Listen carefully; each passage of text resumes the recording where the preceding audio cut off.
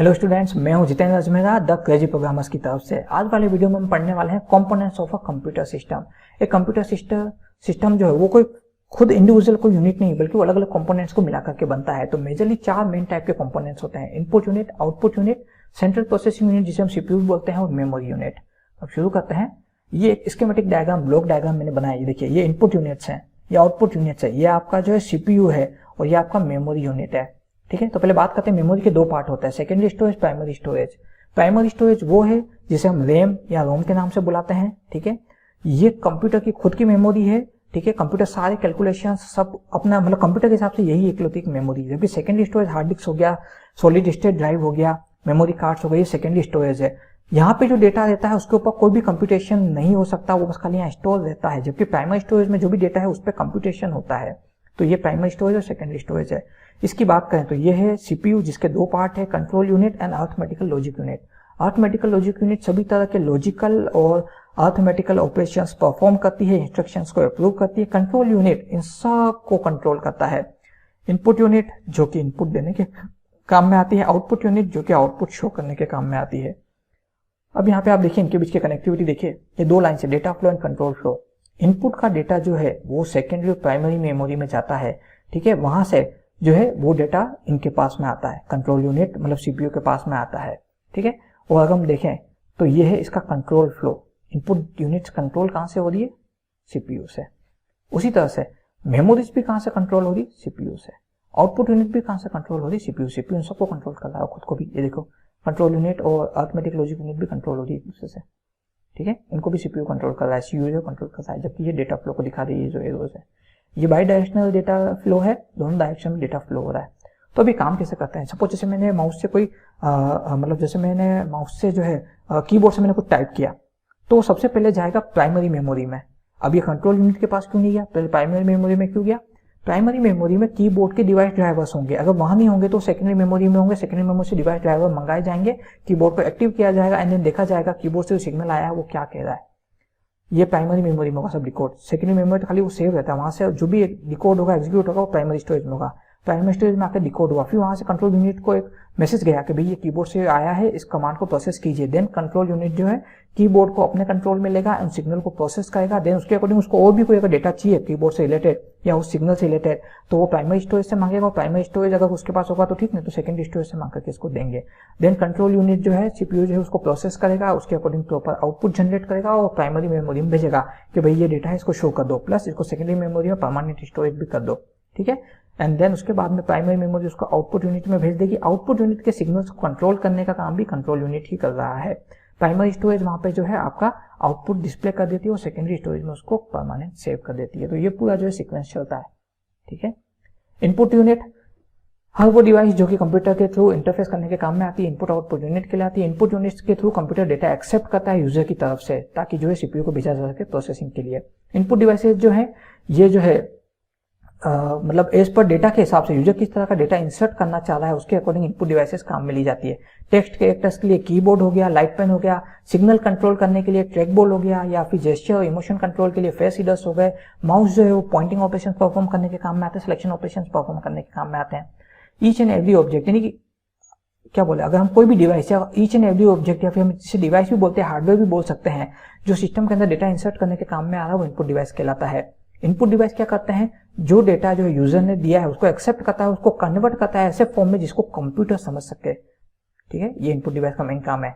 Input जो है computer को हम जो है लाइक कीबोर्ड, ट्रैकबॉल, माउस, इनकी वॉइस सेंसर, इनकी और माइक की मदद से हम इनपुट जो है कंप्यूटर को दे सकते हैं। ठीक है, एग्जांपल्स कीबोर्ड, माउस, इसके अंदर joystick, light pen, digitizer, microphone, magnetic ink, character recognition, optical character reader, digital camera, pedal, steering wheel, gesture recognition device, light gun, touch pad, remote, touch screen, webcam, biometric device and flash drives. इन सब के ऊपर separate video आपको बहुत जल्दी मिल जाएगा। अब बात करते हैं हम आउटपुट यूनिट की। ठीक है, यहाँ पे यूजर जो है कंप्यूटर के थ्रू इंटरेक्ट कर रहा है इनपुट आउटपुट यूनिट के थ्रू। इसमें से आउटपुट यूनिट क्या करती है? वो कंप्यूटर से डेटा एक्सेप्ट करके यूजर को शो करती है, यानी कंप्यूटर से डेटा आया उसको एक्सेप्ट करेगी, कन्वर्ट करेगी ऐसे फॉर्म में जिसको यूजर समझ सके, एंड देन उसको जो है आउटपुट यूनिट के थ्रू, डिस्प्ले के थ्रू, या फिर जो भी आउटपुट डिवाइस पे आउटपुट आना चाहिए उस पर आउटपुट शो होगा। आउटपुट डिवाइस जो है ये क्या करते हैं कि कुल मिलाकर के यूजर जिस लैंग्वेज में समझ सके, जिस फॉर्मेट में समझ सके, या जिस फॉर्मेट में यूजर डेटा चाह रहा है, आउटपुट चाह रहा है उस डिवाइस में जो आउटपुट शो करता है।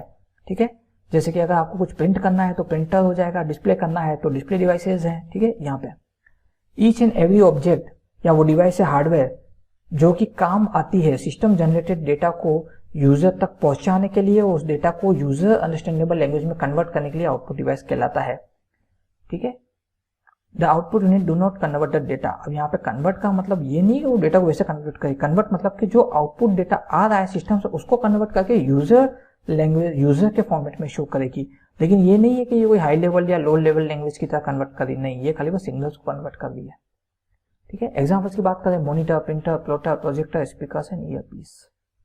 सेंट्रल प्रोसेसिंग यूनिट और processor, this is the brain और this is the heart of the computer. ये मेनली जो है दो यूनिट को मिलाकर के बना होता है, arithmetical logic unit and control unit. Arithmetical logic unit सारे अरिथमेटिकल लॉजिक ऑपरेशन परफॉर्म करेगा इनपुट डाटा पे। कंट्रोल यूनिट सब कुछ कंट्रोल करता है, A to Z, each and every device, each and every software जो कंप्यूटर में मौजूद है उन सबको, यहाँ तक कि ये कंप्यूटेशन यानी जो एग्जीक्यूशन हो रहा है इसको भी कंट्रोल करता है। मॉडर्न कंप्यूटर में सीपीयू जो है एक इंटीग्रेटेड चिप की तरह लगा दिया जाता है जिसे माइक्रो प्रोसेसर बोलते हैं। ये सेलेक्ट करता है, रिट्रीव करता है इंस्ट्रक्शन मेन मेमोरी में से प्रॉपर सीक्वेंस में, उनको इंटरप्रेट करता है ताकि जो है अप्लाई कर सके सभी functional element of the system को भी ये कंट्रोल करता है और बिल्कुल एप्रोप्रिएट टास्क परफॉर्म करता है। ठीक है, मेमोरी यूनिट हर चीज याद रखती है, हर तरह का डेटा, हर तरह का प्रोग्राम, हर तरह के इंस्ट्रक्शन, हर तरह के सॉफ्टवेयर सब कुछ मेमोरी में रहते हैं। लेकिन मेमोरी होती है दो टाइप की, प्राइमरी और सेकेंडरी मेमोरी। सारा डेटा एक्चुअली सेकेंडरी मेमोरी में रहता है, प्राइमरी मेमोरी में तभी आता है जब सिस्टम को हम चालू करते हैं एग्जीक्यूशन के लिए। ठीक है, अब वो सेकेंडरी मेमोरी में क्यों रहता है? क्योंकि प्राइमरी मेमोरी की कैपेसिटी काफी कम होती है, 8 GB, 16 GB, 32 GB, 64 GB तो अभी चल रही है, वो उतनी कॉस्टली भी होती है। 8 GB is a good example जो लोग सबसे ज्यादा यूज कर रहे हैं अभी। तो ये तो हो गया कम। आपके प्रोग्राम पता लगा 20-25 GB के, तो कहाँ स्टोर होगा? सेकेंडरी मेमोरी, हार्ड डिस्क या एसएसडी, सॉलिड स्टेट ड्राइव, वहां पे डेटा स्टोर रहता है। जितने डेटा की रिक्वायरमेंट है उतना ही मेन मेमोरी में भेजा जाता है प्राइमरी मेमोरी में। तो प्राइमरी मेमोरी हर तरह के उस डेटा को होल्ड करके रखती है जिसका एग्जीक्यूशन होने वाला है या जो जिसको सीपीयू एग्जीक्यूट करेगा, और जैसे ही काम खत्म वो सारे डेटा को वापस सेकेंडरी मेमोरी में भेज देती है। तो प्राइमरी मेमोरी कर क्या रही है? मेन मेमोरी सेकेंडरी मेमोरी और सीपीयू के बीच में कम्युनिकेशन का काम कर रही है। ऐसे समझ लीजिए कि आप खाना खाने गए तो जो मेन स्टोर्स लगे हुए हैं वो आपका सेकेंडरी मेमोरी जहाँ पे ओरिजिनल डेटा रखा हुआ है, आपकी प्लेट जो है वो मेन मेमोरी या प्राइमरी मेमोरी जहाँ पे आप उतना ही डेटा ले रहे हैं जो काम का है, उसको आप खा लेंगे, प्लेट खाली हो गई।